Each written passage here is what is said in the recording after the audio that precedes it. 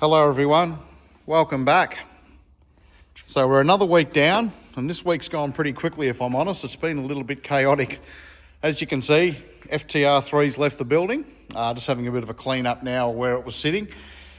We didn't quite get where we wanted to get with it. We did allude last week that we were hoping to get it to a point that the cage could be done, blasted and painted.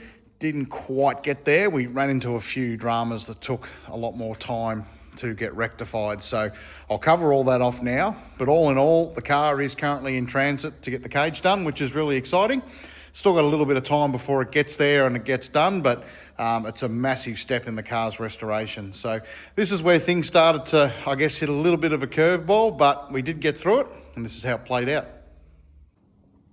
Now, while we were preparing FTR3 to go, we did find a little bit of an issue as we were going over the final paperwork as far as angles and bar sizes and things like that. Now, I'll do my best to explain it to you now, but the Larry bar was built into FTR3 when it was a brand new car. Now, it was totally unique to the other FTR chassis. They didn't run it, or they weren't built new with it, up until FTR3. Now, you can see here, the Larry bar on the Stone Brothers car mounts up in the corner there, goes all the way through and butts up on the passenger side of the cage, the Larry bar being this black one here. Now on the FTR Falcons, which we didn't think of, they also ran diagonal bracings from this point to this point, and on FTR3 they dropped these down 300mm, so it created extra stiffness in the car. FTR3 was said to be 30% stiffer than the sister cars. So all of a sudden, you put a dead straight Larry bar from point to point, it doesn't clear these bars. And the question that was asked is, how does it fit? Is it cut and joined and goes through that diagonal bar? How does it work? Now, we've only got the original drawings to go off, which shows us nothing because it's an overview of the cage. We had a look at some articles and old TV footage and all sorts of things, and it clearly shows that the Larry bar goes under the diagonal cross bracings. So it isn't joined through it. We can eliminate that. It may be slightly notched in behind it, but it definitely doesn't cut and then start again and go through it. So that is a little bit unique because all of a sudden it opens up all these different points where it could be mounted on the passenger side of the car. So after speaking with many people, we were able to obtain this photo here, which was said to be one of the FTR Falcons. It doesn't say which, and you can see the bar crosses under the diagonal bar and it's welded to it. Now, we're able to work out that this is FTR2, and the reason we can say that is those triangular crossbars that go across here weren't as low as they were on FTR3. So it isn't a photo of FTR3, but it does definitely show us that this Larry bar is welded to it. So to try and get a read on what angle the Larry bar needs to sit on and where it mounted to, we had to reinstall the dashboard to FTR3, cut out the covers that were put in place from where it protrudes through the dashboard. Now those covers were put on when it was a ride car, obviously, to get an idea where it sits. Now you'll see in this footage here, or these photos here, that's exactly where it needs to go. And you can see we've ground the paint away and you can see where it butted up on the chassis. But it could have gone in 2 or 3 different spots. And if you have a look at, if I go around the passenger side here of BA1, on the FTR Falcon, it joins in all the way at the top of the dashboard. On BA1, you don't even have to notch the dash out. So totally different engineering ideas on all the cars. And that's the frustrating part about these cars, is a lot of them are one of one, and it's very difficult to work out how they were back in the day. Now, we did manage before the car left to get some of the ride car bars cut out of the car. So just to give you a quick look, this is the crash structure that was above the rear passenger's head. So there's normally no support above, I guess, the rear passenger roof line. So that was installed to the car to make it safe to carry a rear seat passenger. And this is the pole, bit of a talking point over the years, but this sat in the center roll hoop and the floor. So welded at the top, welded at the bottom, and you can see it's got the pieces across, which is a handle, again, for the rear seat passenger to hang on to. But you can see there it's got, was hold on for the ride of your life. So that's been in the car for 20 odd years. A little bit sad to see it cut out, but it definitely wasn't there for Bathurst in 2000, and the car has to have all the birdcage section behind the driver and the bars between the centre roll hoop and the rear shock point replaced. So this all, unfortunately, couldn't stay. But it's a cool piece to have all the same. I cut it out in one piece just so it could be preserved, because it is all part of the car's history. Now you'll see in this video here, I did a really quick walk around of FTR3 before it was loaded to go.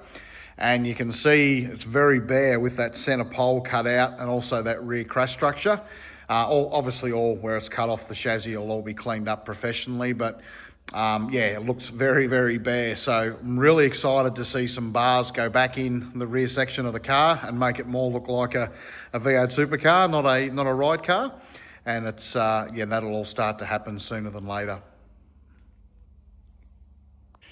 Now, obviously, over recent weeks, the focus 100% has been on FTR3, but there's been a little bit happening in the background with the other cars as well. Now, one thing I wanted to show you, which is really cool, the guys at Aussie Diecast Customs contacted us a little while ago wanting the sticker files and the paint codes and bits and pieces for the Ellery AU.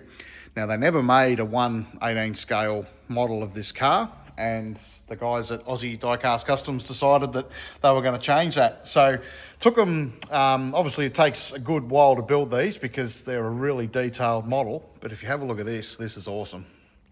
So we have the 2001 Steve Ellery AU Falcon in a 1/18, and it is absolutely fantastic. They've just finished doing the Bathurst car as well, which had the black wheels and a couple of cosmetic changes.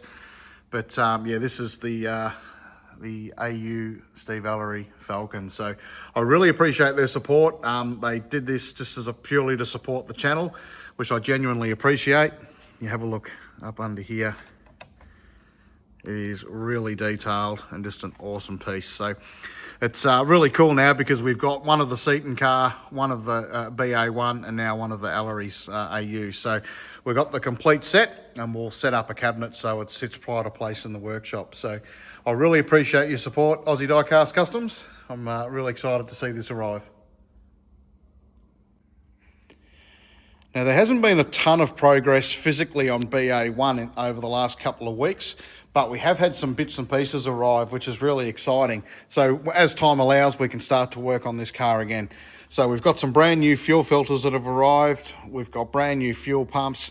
A lot of the things that were damaged from the fuel, the E85 sitting in it, can now all be replaced. So a lot of the next steps now is going to be cleaning and restoring, and then we can slowly start to replace the mechanical side of things.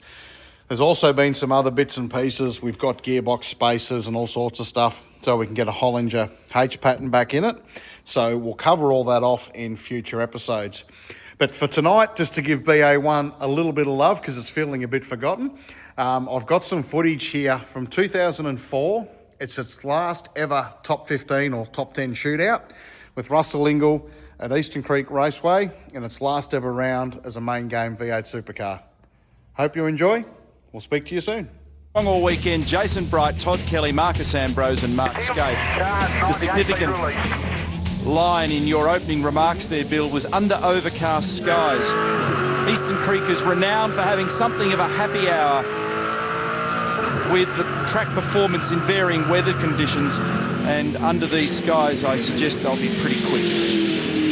Well, Russell Ingall's just left pit lane with 4 green tyres on. Neil, I just spoke to his crew and I said, any changes? They said, yes, we've made the car stiffer all round. I said, springs? They said, the whole car is stiffer. I said, is it just for the shootout? They said, mainly it is only just for the shootout. Then they'll go back to their original setup for the race. The the temperature and track conditions varied a lot between Friday and today, and a lot of people came away at the end of yesterday's play thinking they had a reasonable car. They took the cars out earlier in the warm-up this morning and found they had some real battles on their hand. When everybody went onto brand new tyres in qualifying a little earlier on, car balance changed again for many of them. Several of the teams found quite a bit of speed. They're chasing track condition here, which is typical of Eastern Creek. Russell Ingall had a bit of a scare.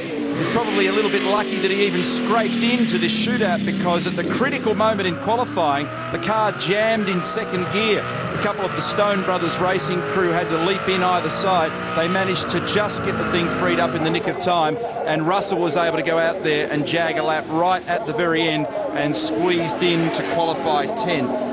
He qualified third in the first practice session, dropped to 16th in the next one. He was on top of the warm-up times, and then, as Neil said, squeezed in as we start this hot lap at Eastern Creek, approaching 270 kilometres an hour down the straight. The fastest time in qualifying, folks, was Mark Scaife at 1 minute 31.7. It was a very quick time. Russell's car just a little bit nervous through the exit of turn 1. You build back up to 220 Ks on the approach to this turn 2, second gear. Second to third, then quickly to fourth in what's known as a short shift because of the nature of that long right-hand turn 3. Across the brow, over the tunnel into turn 4, a bump on the approach. A big camber change in the road here in third gear. Very easy to get the car crossed up sideways. Russell using all of the exit space. A moment in qualifying earlier between John Bowe and Paul Wheel on the approach to turn 6. Left Wheel's car in the wall, and I can tell you in the garage at the moment they're frantically working on car 16, trying to get him ready for the first of 3 races at Eastern Creek this weekend later tonight. Turn 9, one of the 2 slowest corners on the track, second gear. Cast your mind back 12 months, Russell Ingall, Mark Scaife came to blows on the exit of that 9th turn. This is the little complex at 10-11, and then a tiny little short shoot for the final left-hander that brings you onto the straight. Earlier this year, Ingall qualified third, finished up 6th in the shootout. His form is strong here, so is that of his team. What will be the first time so far? A 1:34.31, that's the benchmark. Now, Russell recorded a 32.8 in qualifying, and we know that there's always a step down between qualifying and the shootout because of the very nature of it. You literally start from effectively what we like to describe, I guess, as a standing start, in the sense that there's no warm-up for your mind, no tuning of your car. Maybe they stiffened Russell's car up a little bit too much. We'll find out after he comes qualifying back. Russell. Yeah, incredible. Just very little grip out there. I don't know whether the track's changed or it's... Look, it's been a funny old week for Eastern Creek. It's the track's definitely a lot slower than the beginning of the year. Don't know why, but everyone seems to be struggling with grip. There he is, Russell Ingall, boys. Just quickly, looks like...